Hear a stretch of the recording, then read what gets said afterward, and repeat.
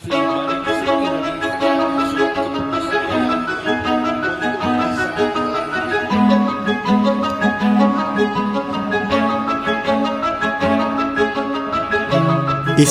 Nursi, pengamat politik dan ekonomi, berbicara soal benturan peradaban seperti yang dikupas Samuel Huntington pada era 90-an. Saat menjadi pembicara dalam dialog terbuka yang digelar di halaman Masjid Amanah, Buni Nagara, Kota Tasikmalaya, Sabtu 22 Mei 2021. Ihsanuddin menegaskan, inti dari benturan peradaban itu adalah benturan antara Islam dengan Barat. Menurutnya, untuk menjalankan agenda penghancuran itu yang dibidik adalah dua kekuatan Islam di Asia Tenggara, yaitu Indonesia dan Malaysia. Namun Malaysia mampu bertahan, sedangkan Indonesia tidak. Indonesia ambruk dikarenakan banyak pengkhianatnya. Kalau Malaysia bertahan, Indonesia ambruk. Pak, saya di panggung kekuasaan saat itu. Saya satu-satunya manusia yang menolak untuk pinjaman IMF dan dari Washington dicairkan. Satu-satunya.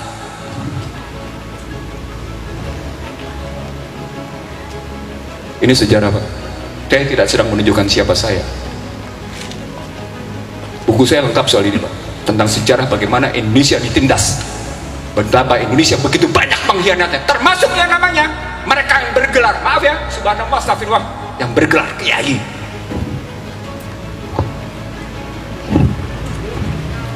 Sekali lagi yang bergelar kiai sekalipun, saya tahu siapa.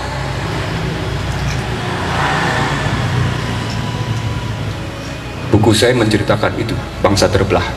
Sebagian orang tidak saya sebut, tapi dialah yang antara lain kaki tangan pengkhianat.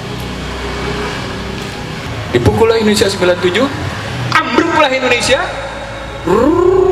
habis ngakar-karuan. Saya bilang saat itu, kekuatan Indonesia cuma tinggal dua, TNI dan umat Islam. Cuma dua. Itu kajian saya 97-98, bukan sekarang.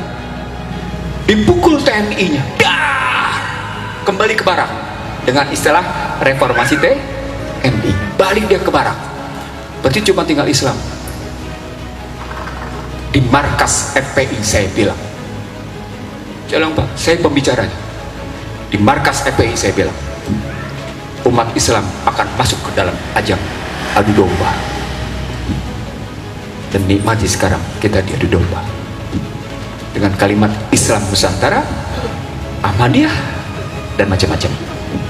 Ini punya relasi dengan cerita dari 97 ke playing victim, jatuhnya WTC, diserangnya Irak, dan kemudian penggunaan senjata biologi sampai akhirnya sekarang.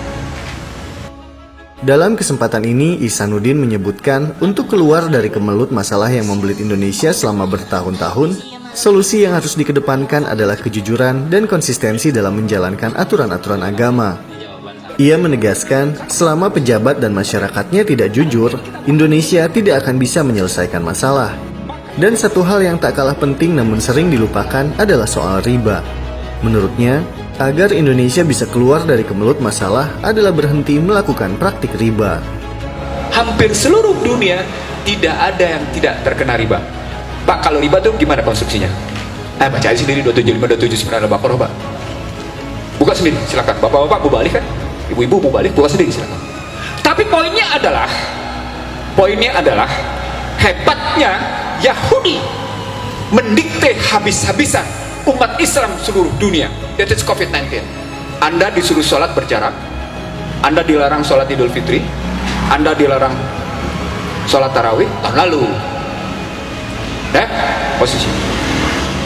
Saya jawab, kok gitu apa dong artinya? Inna sholati wa nusuki wa mahyaya wa mamati lillahi rabbil alamin. Lo bilang hidup lo mati lo untuk Allah, tapi sekedar menghadapi COVID aja ketakutan, padahal masjid tempat termulia. Kenapa mesti takut? Allahu Akbar. Nggak ada logikanya kalau lu memang mengucapkan akdun bi qalbinya benar. Pak, saya bilang sama Anda, saya begini sejak awal COVID. Mau nggak percaya? Buktikan. Silakan buka di online, di Suara Surabaya Net dan Rakyat Merdeka Online. Corona dan perang ekonomi. Sudah saya bilang, ini perang industri farmasi. Bego, cuman gua nggak bilang aja bego. Ujungnya nanti perang kripto. Lu mau didikte lo, Yahudi lagi kalah sama Cina, lu dijadikan alat. Tapi selain dia pukul Cina, dia pukul juga Islam sekalian. Nah, sambil dia bilang dia pukul Cina, dia pukul Islam, ketemu konstruksi besarnya, Kang. Apa konstruksi besarnya? Bapak sekalian, ini berkaitan dengan Islam yang ditulis sebagai teroris. Demi alif tak kutemukan ba. Ya Rob, tak ada hitungan berkah yang ingin aku pinta kecuali mu, kau yang hari ini dan esok bukan angka-angka mengampuniku. Sebelum jasadku lebur jadi tanah, jadi air, jadi api, jadi angin, izinkan aku menyebut nama keakbaranmu, ya